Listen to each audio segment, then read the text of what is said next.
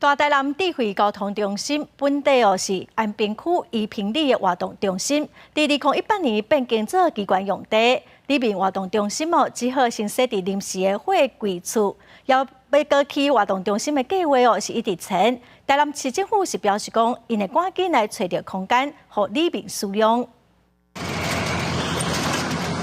透早，里长来到活动中心来开门，准备予民众来活动。不过详细看，活动中心是用2个货柜厝组成，内面大约会当容纳50个人左右。但是货柜厝是较热，当地民众办活动或者是举办课程，拢认为非常不方便。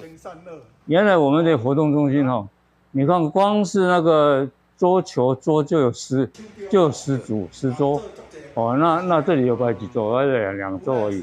我们使用起来当然很勉强啦。 其实这里土地是私人的迟早还要还人家，要拆掉了。办公室使用上无够，并且如果要办一个课程阮如果一个手机课程阮的民众，如果一报名，就拢50-60人啊，所以但这大家非常。 互阮非常无方便。宜平里设计的人口大约5000多人，实际住伫遐超过7000多人。原本嘛活动中心就是现在大台南智慧交通中心所在地。2008年变更为机关用地，活动中心嘛只会使暂时用临时的货柜厝。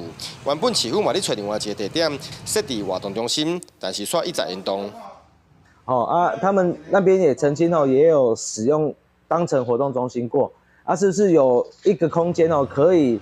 来做一个里的一个活动的一个空间那当然目前地方有提出相关的一些空间需求，那市府也正在积极的清点盘点所有的可能的空间。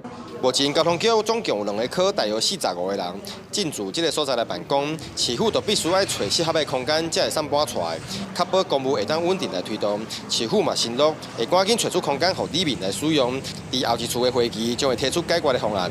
记者郑宏达报道。